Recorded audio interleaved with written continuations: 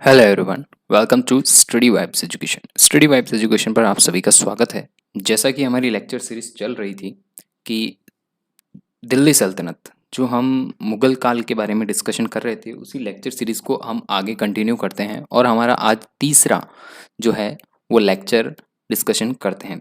तो लास्ट हमने दो लेक्चर के अंदर मोहम्मद गौरी, मोहम्मद गजनवी और एक जो हमारे पहले शासक थे उनका नाम है सुबुक्तगिन, जिन्होंने प्रारंभिक तुर्क सरदार थे, वहाँ से हमने डिस्कशन किया। और लास्ट जो हमने मोहम्मद गोरी के बारे में डिस्कशन किया। मोहम्मद गोरी ने अ, भारत में मुस्लिम साम्राज्य का संस्थापक कहा गया, ठीक है।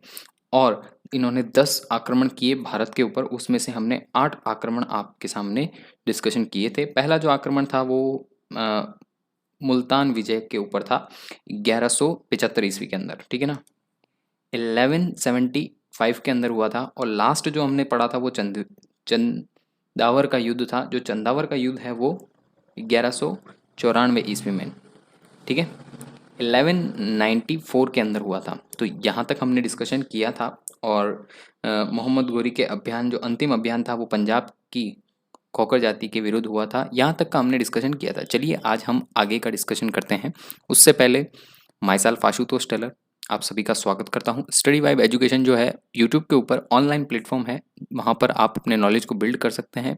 अगर आप किसी एग्जाम्स की प्रिपरेशन कर रहे हैं तो फॉर ऑल कॉम्पिटिटिव एग्जाम्स के लिए ये सारी लेक्चर सीरीज आपके लिए बहुत हेल्पफुल रहेगी। और आप यहाँ पर प्लेलिस्ट के माध्यम से ये सारी चीज़ें देख सकते हैं कि हमने अभी तक कितने लेक्चर्स यहाँ पर डिस्कशन किए हैं।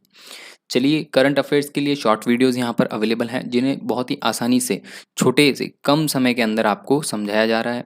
और लेक्चर सीरीज़ है जो मैं आपको दे रहा हूँ। अगर आप हमसे जुड़ना चाहते हैं तो टेलीग्राम पर पीडीएफ जो है वो टेलीग्राम लिंक पर जाकर हमसे जुड़ सकते हैं। और फेसबुक और इंस्टाग्राम पर भी अगर आप अपनी क्वेरीज को हमको बताना चाहते हैं तो यहाँ पर लिंक दिया हुआ है डिस्क्रिप्शन के अंदर, वहाँ पर जाकर आप अवेयर कर सकते हैं और हमसे डिस्कशन कर सकते हैं।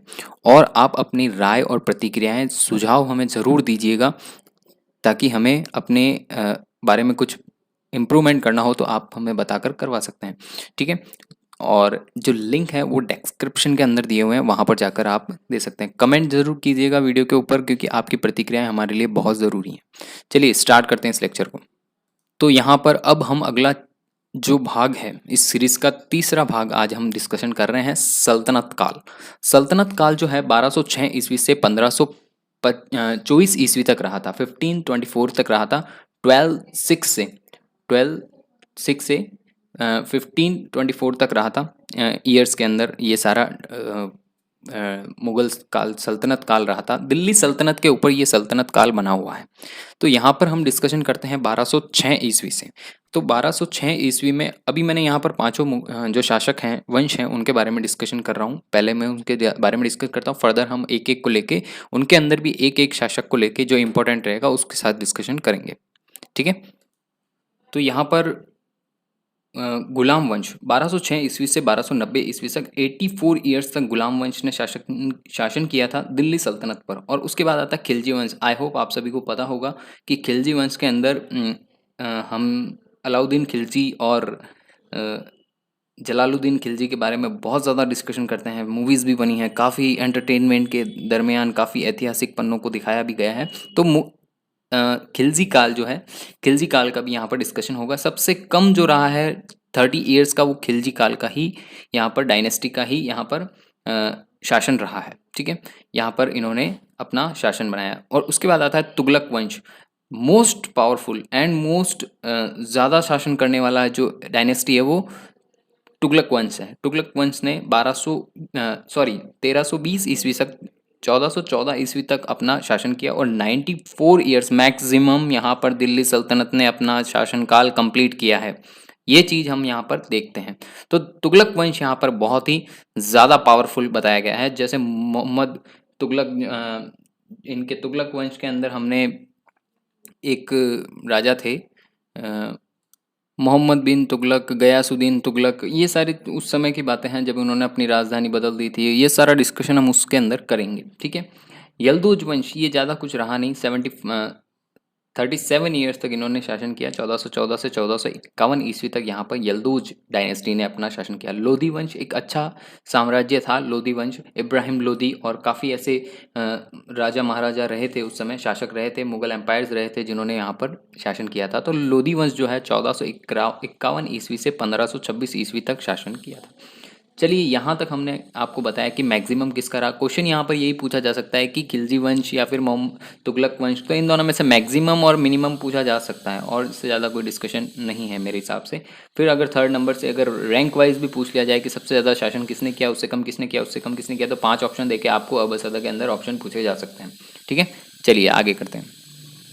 तो यहाँ पर पहला हम डिस्कशन करते हैं गुलाम वंश। गुलाम वंश जो है 1206 ईस्वी से 1290 ईस्वी तक अपना शासनकाल कंप्लीट किया था। गुलाम वंश के अंदर कुतुबुद्दीन ऐबक जो थे, कुतुबुद्दीन ऐबक से यहाँ से स्टोरी स्टार्ट होती है। और मोहम्मद गोरी के गुलाम थे ये। कुतुबुद्दीन ऐबक जो थे मोहम्मद गोरी के गुलाम थे। तो मोहम्मद गोरी हमने पढ़ा था, ठीक है ना। मोहम्मद गोरी का जो, अगर आपने अभी हमारी लेक्चर सीरीज अगर कंप्लीटली की है, तो आप मोहम्मद गोरी का जो शासनकाल है, जिन्होंने भारत के ऊपर पहला आक्रमण किया था, तो आप उसका ईयर्स हमें कमेंट बॉक्स में ज़रूर बताइएगा। हम देखते हैं, वीडियो को पॉज करके अपना कमेंट लें, मैं बताता हूँ इसका आंसर। 1179, 1179 नहीं, 1175 ईस्वी के अंदर यहाँ पर मुल्तान विजय की थी। तो ये उनका पहला आक्रमण था। तो मोहम्मद गोरी के बारे में हमने डिस्कशन किया है हालांकि लास्ट लेक्चर में। तो वहाँ से अब हम आगे चलते हैं कुतुबुद्दीन ऐबक के। कुतुबुद्दीन ऐबक इनका गुलाम था। तो गुलाम से ही आपको ये चीज़ स्पष्ट हो रही है कि गुलाम वंश गुलामों से ही बना है। ठीक है, तो यहाँ पर जो भी गुलाम रहेंगे वो इस वंश को आगे बढ़ाते जाएंगे। गुलाम वंश 3 भागों में यहाँ पर डिस्कशन करेंगे हम कि मुमलुक वंश, प्रथम इल्बरी वंश और द्वितीय इल्बरी वंश। तो यहाँ पर 3 तरह के डिस्कशन होंगे। मुमलुक वंश जो है 1206 ईस्वी से 1210 ईस्वी के अंदर रहा है। और प्रथम इल्बरी वंश जो है वो 1211 से 1265 ईस्वी के अंदर रहा है, प्रथम इल्बरी। ठीक है, द्वितीय इल्बरी ये सारा बता दिया। मुमलुक वंश के बारे में हम डिस्कशन करते हैं। मुमलुक वंश जो थे वो एक इतिहासकार हबीबुल्ला नाम के जो थे 1206 से 1210 ईस्वी के अंदर रहे थे, इतिहासकार रहे थे। और स्वतंत्र माता पिता, इनका मतलब यही था। मुमलुक का जो स्पष्ट अर्थ बताया गया है अधिकतर किताबों में, तो स्वतंत्र माता पिता की संतान। अगर गुलाम है तो उसके माता पिता नहीं है, वो किसी का लिया गया है, किसी की मुद्रा और पैसे दे के खरीदा जाते थे। गुलाम जो होते थे वो पैसे देकर उनसे खरीद लिए जाते थे। तो गुलामों को खरीद कर उन्हें आजीवन अपने पास रखा जाता था। उनके काम करने, उनके दैनिक क्रियाओं को ईजी गोइंग बनाने के लिए गुलामों को कुछ पैसों के माध्यम से खरीद लिया जाता है। ये प्रथा जो है वो पहले से चली आ रही थी। चाणक्य, और जैसे हमने देखा था चंद्रगुप्त मौर्य ने चाणक्य और उनके पिता, तो उनको भी खरीदा था। तो अपने गुलाम नहीं कह सकते, पर उन्हें अपना बना लिया था, पैसे देकर खरीद लेते थे। ठीक है ना। और यहाँ इनके संस्थापक जो थे मुमलुक वंश के, वो थे कुतुबुद्दीन ऐबक। कुतुबुद्दीन ऐबक का यहाँ से टाइम पीरियड जो स्टार्ट होता है 1206 से 1210 ईस्वी के अंदर। आई होप आपको यहाँ तक समझ में आया हो। गौरी द्वारा जो गौरी ने जो भी अपने युद्ध जीते थे, उत्तरी क्षेत्र का उत्तराधिकार कुतुबुद्दीन ऐबक को बनाया था उस समय।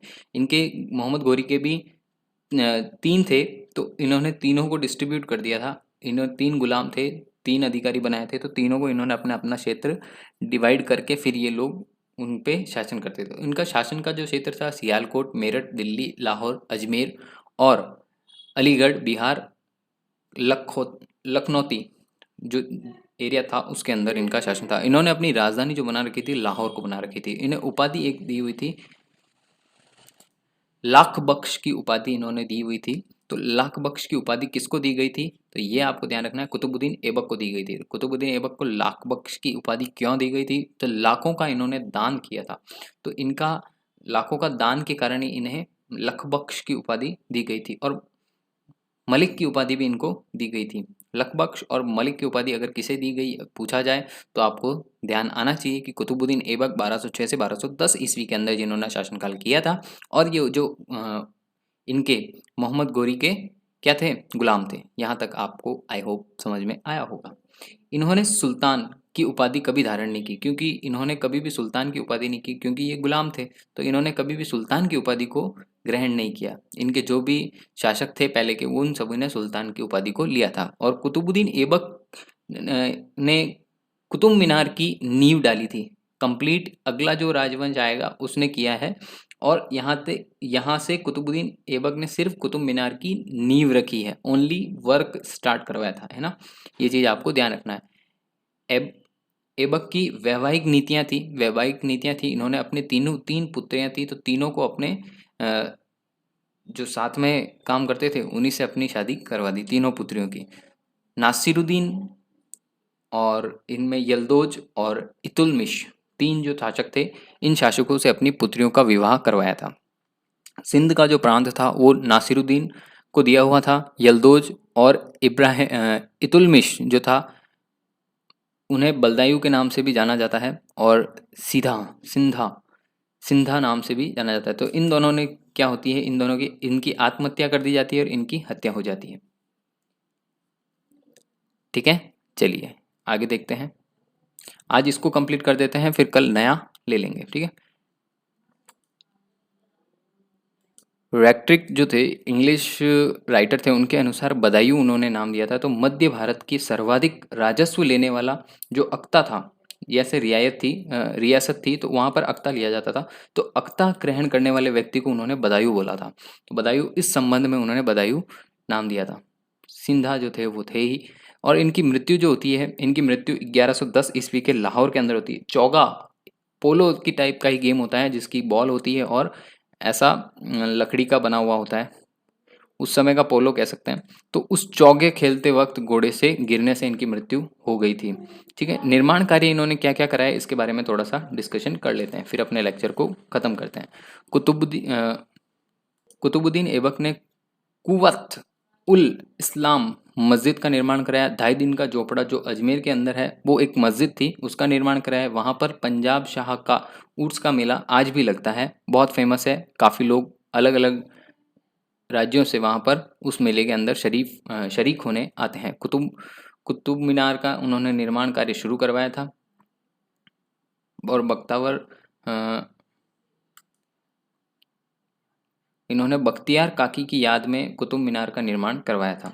आई होप आपको समझ में आया होगा। लास्ट में एक छोटा सा है, आराम शाह 1210 ईस्वी से शासक बने थे। इनके बाद में बने थे, 8 महीने के लिए वो यहाँ पर शासक रहे थे। और जड़ नामक स्थान पर इल्तुतमिश ने इसे पराजित कर दिया था। मतलब आराम शाह को पराजित कर दिया था। किसने किया था, कि इल्तुतमिश ने किया था। कितने महीने के लिए शासक रहे थे, तो इन्होंने शासन किया था 8 माह में, 8 माह शासन किया था, और इल्तुतमिश ने इनको हरा दिया था। ठीक है। आई होप आपको ये लेक्चर समझ में आया होगा। Thank you so much for watching. Have a nice day. Stay tune, safe रहें, सुरक्षित रहें, और कोरोना वायरस से सेफ रहें। ठीक है। Thank you so much. Bye bye.